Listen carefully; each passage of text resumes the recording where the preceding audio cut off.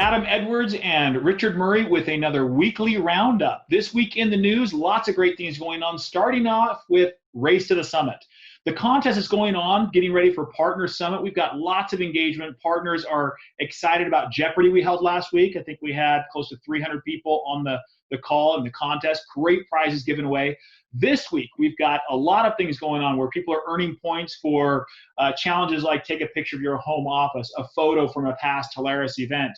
But there are also some educational things going on too. So make sure you check in and get your points. Now, here's a reading of the leaderboard right now, starting in 10th position. So far in the Race of the Summit, remember, this is for a new car, Brian O'Reilly with 4150. Kat Shelby in number 9. Dallin Peterson in number 8, Stephanie Cantu number 7, Eric Gilmore number 6, Mark Radford number 5, Mark Prudell number 4.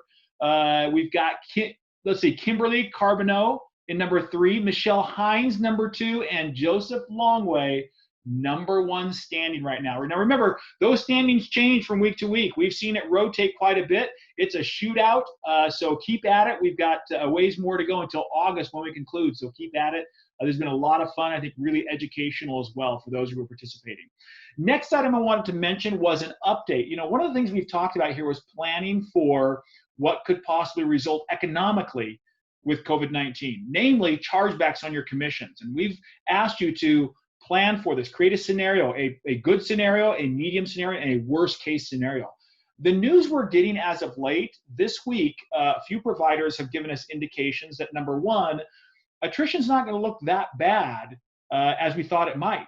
One provider we talked to said, look, 30 days past due in accounts receivable is up maybe 30% above normal, which is very good news. We thought it would be much more than that, meaning attrition that gets charged off probably not going to be that steep of a hike as we thought it was. Another provider we talked to said, look, people asking for forbearance or forgiveness of bills or a workout plan has dropped by 2/3 in the last week. That's a really good sign. Sounds like we're getting back to work. Sounds like not as many customers may be at risk as we thought. And for us as partners, that's very good news. Now, these are individual data points. We don't share who the providers are because some of them are public and don't want that disclosed, but we'll keep bringing you information as we hear it. We're not out of this yet, but so far looking good. Richard, what else is going on? I wanted to start out by passing on some information that we had from Frontier. I actually had a conversation with some executives today where they reaffirmed their commitment to the channel, gave us an update on their bankruptcy proceedings, and that really they see themselves on the downside slope of everything, getting things in place. Now, obviously, commissions have continued to be flowing, which is the important part, but they wanted to make sure that we understood that they're actually going to be increasing their investment in the business and in the channels. So they're going to be putting money into the fiber builds, into their systems and people, and expanding those areas. They also are wanting to convey that they want to continue to push more into the medium and large enterprise areas of their business. So great news to hear as Frontier works through that. They plan on emerging a stronger company financially and operationally. So that's great to hear. Also want to continue to update everybody on the rural health care, the USAC ruling that goes into effect July 1st. I know I've been talking about this every week, but it continues to be very fluid.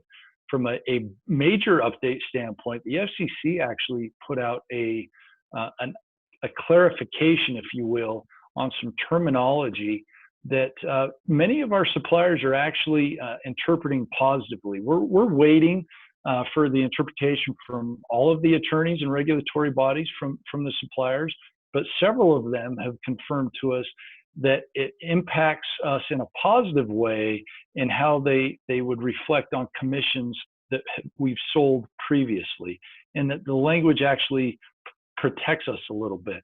That said, CenturyLink is the big one on this, and right now we don't have a clear interpretation from them. And if anything, maybe I'm more cautious this week than I was last week about that. So more to come there. We're working very actively.